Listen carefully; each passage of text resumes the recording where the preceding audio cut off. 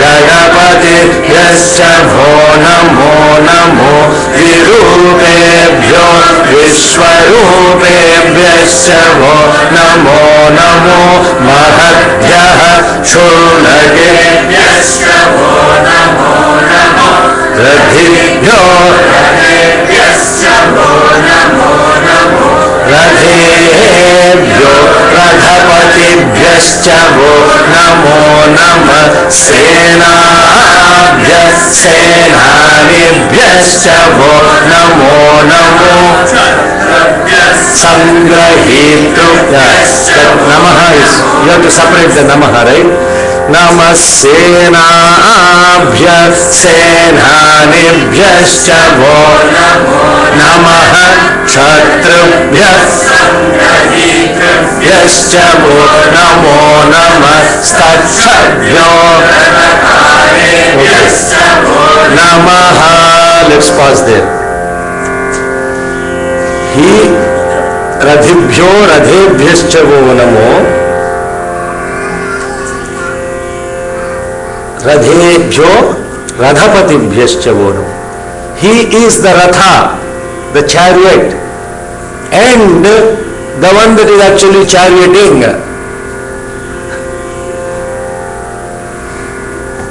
These are all paradoxes. They appear as paradoxes because the human mind cannot comprehend, because the human mind is always trying to synchronize what is only practical, logical, following an agenda, getting an action item list. Everything is very sequential.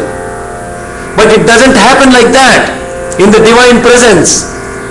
Multiple things start happening because he is the Radha, he is the Rathapati, Sanatana Sarathi, the divine charioteer, the eternal charioteer. He is the one, Senabhyaha, he is the army, and he is the one also giving direction to the army.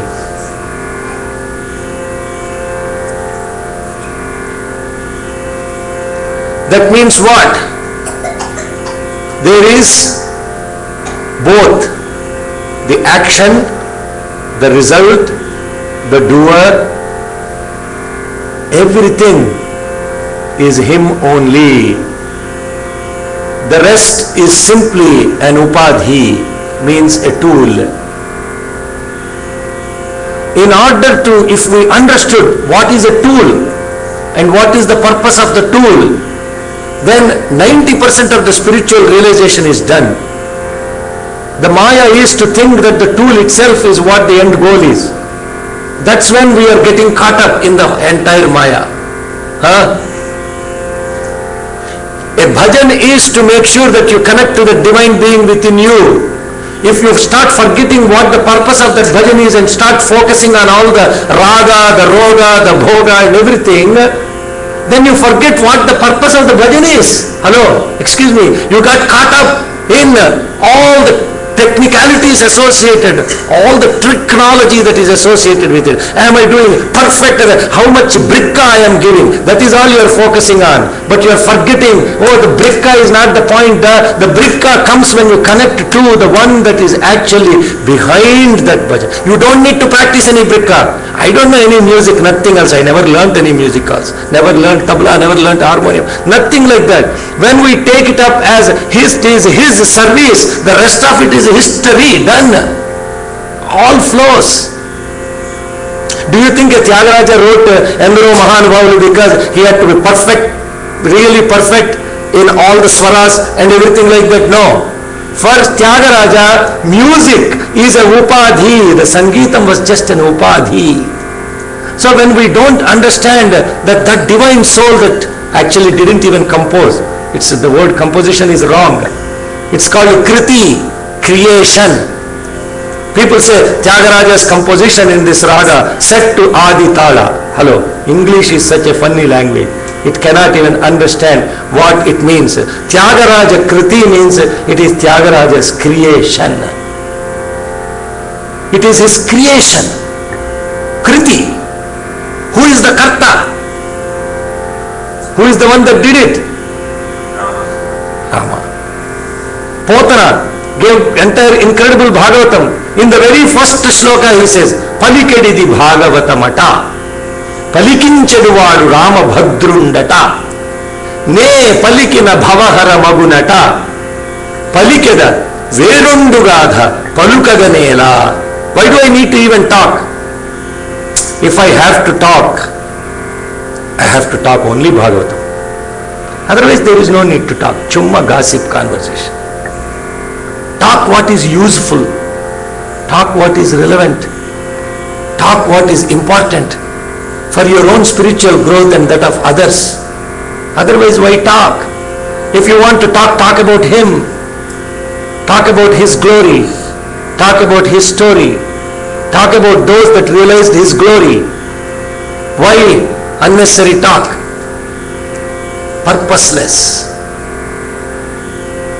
I am going to, it seems I have to speak this Bhagavatam. That's what he is saying.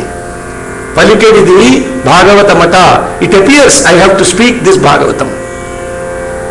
And the one who is going to talk through me, he is Ramabhadra.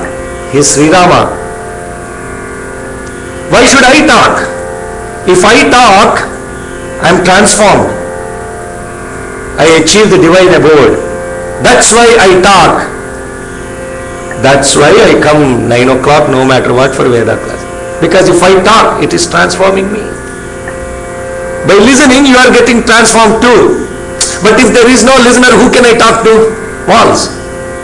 Therefore, I am grateful to you. Ne palikina bhava haramagunata. If I speak, if I talk about His story, about His glory, I wouldn't have a second birth. Bhava haram. Bhava means birth. Haram means destruction. The next birth will be destroyed. Now there is actually much more beautiful inner spiritual meaning to that. The bhava means the birth is in you, in us. Constantly what is taking birth is a thought. Thought after thought after thought after thought. Millions of them are taking birth in us. When we understand, I don't want to think anymore. Hey children, listen to this carefully. It doesn't mean you should think, okay? Listen to this carefully. The thought I am talking about is the one that actually distracts you from your purpose. That thought has to be carefully examined. Ne palikina bhava haramagunata. That thought that distracts me from my purpose, that has to be annihilated. Otherwise I am wavering all the time. I am doing my homework. Facebook comes into picture. Oh, I have to go see who posted what on the Facebook. That thought is distracting. And therefore you have to say, oh, that's that thought. Let it go. Let it pass. I am not going to act on it. But if you really think about what you have to think about, it is only to think about Him and nothing else. If you think only about Him, that is real meditation. Thought of God is meditation, nothing else. Thought of God is meditation. I am talking right now, I am meditating because I am thinking about God.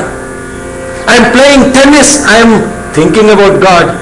Meditation is not sitting at one place and basically saying, let me watch my thoughts, let me control my thoughts. It is impossible. Not a human being can do that. That is not meditation. Meditation is constant remembrance of God. Nama Smarana is meditation. Nama Sankirtana is meditation. And to do that with all the people that are like-minded, like yesterday we did for 3.5 hours, Nama Sankirtana. And the presence of the divine is felt. You don't need to be told. You don't need to, there was a peacock feather on the top of Swami. There was no air blowing. When we were doing Panduranga, the peacock feather was dancing right in front of us. Everybody was watching. Where is this? Stop the Nama Sankirtana, stopped. No movement. Right in front of us. That peacock feather on Krishna is your mind. It's constantly dancing, it is constantly unstable. It is dancing, it is fickle, it is moving, it is unstable. That is your mind. But when it is put on top of God, Krishna, he is dancing to the Sankirtana. When he is dancing, that feather is also moving, and that's your mind swinging to the tune of the name of the God. That's why greatest when they get up and they do the Panduranga, Panduranga, a Chaitanya Mahaprabhu, a Ramakrishna, in ecstasy, including Shirdi Baba, in the masjid he would dance when they do Nama Sankirtana. Yes, Amma. I just want to share something with you on that context. Yes. It's probably about Ali's age. I heard Swami Chinmayananda talk. Yeah. He gave a very beautiful example. The Gopikas are walking with pots of water Yeah. from the river. Yeah. They're all talking to each other. And but constantly their mind is on the pot. And if the pot moves, they automatically shift their head so that it is aligned properly. Yeah. So he says that's how our mind, whatever we do, should be aligned to the Supreme Soul. Exactly. So when you are dancing, and I think in one of the satsangs I was sharing about that, in Sanskrit, dancer is called Nartaki. Nartaki. Reverse it. Kirtana. When you dance to the world, you are a Nartaki. What is this fellow thinking? What is that fellow thinking? How do I please this person? How do I please that person? What can I need to do to satisfy that person's opinion? This person's opinion. What are you doing? You are dancing to the tune of everybody else. But you turn to God and say, I have to only please Him. Then what do? You do what is the absolutely right thing. And it may be that at any one point of time, 80% of the people around you may not agree with you, but that doesn't mean that is the right thing to do. The 20% you have done is kirtana. The 80% is nartaki. Don't take surveys and all. Who likes, who dislikes. Sarve jana sukhino bhavantu. This surveys is like, take a survey, all the jana are happy. Jana sukhino bhavantu. By taking a survey. Survey jana sukhino bhavantu. Monkey, survey monkey, what is that called? Survey monkey. Monkey. That's why it's called monkey. Because it is dancing to the opinion of others. But whose opinion it really matters is only God's. What is He saying? Would He be happy? When I do this, would He be pleased? When 10 people with me do this, would He be pleased? 90% may decide it's not convenient for us. Please excuse me. We have to go sleep. We can't participate in this. That's okay. Don't force them. Because the time has not come for them to participate. Get associated with the people. Radhibhyo radhebhyascha namo. Radhapati, he is the one that is the charioteer. Give the keys to him. Enjoy the ride. Don't give directions. Go there, go here. Watch out, there is a ditch. What, he can't see? He can see. If you have to fall in the ditch, it is his will. He may drive through the ditch sometime. Okay, that's... Okay. The driver has chosen to do that because he has no other choice. Hello, listen to this very carefully. There is a sukshma in what I am saying. When the road is all ditchy, would the driver have any choice? He has to go through the ditches. No question. You gave the keys to him, he is driving. You can't say, hey driver, come on, don't do this, my back is hurting. He's saying, hey, I didn't pave this road. No. You paved this road with all your karmas. I am simply driving, and I am driving so carefully just to make sure that you are comfortable, but yet you are complaining, don't drive through the ditch. The ditch on the road is your own karma. It is not his doing. So when you fall into this ditch, thank you for driving through me carefully. Instead of hurting my head, I only hurt my back or my leg. This is Radhapati, means that he is the charioteer. He is the driver. And Swami said very carefully, how many of you, I am going to close this with this last thought, how many of us will feel very happy? Hey driver, come here. 90% of us will be offended, no? If I look at, hey driver, come on, let's go. Calling a driver is some, but Swami said I have a title as a driver. Pardha Saradhi. Pardha Saradhi means the one who is a driver for Partha. It is one of his titles. He accepted it because for God it doesn't matter what work he is doing, why he is doing, etc. In fact, he was a cook for Eknath. He was a barber. He was a pot maker. He was this. He was that. He did all the work for any of the bhaktas. Never complained. For Vidyapati, he even did everything. Jhadu, Gidu, everything he did that. Hello, understand? So, it is us that is associated with trying to judge what work we are doing, whether some work is great, some work is less, whether we have to do it or not. For God it doesn't matter. And in doing that, he emulated a great example for humanity. Everything that you do is my work only, whether it is your real work, whether it is project work or Sai Center work. Both are his work only. We think, oh, the one work is greater than other work. No, the moment you do that, you lost the balance. Om Sri Sai Ram. Let's close with Om and Three Shantis.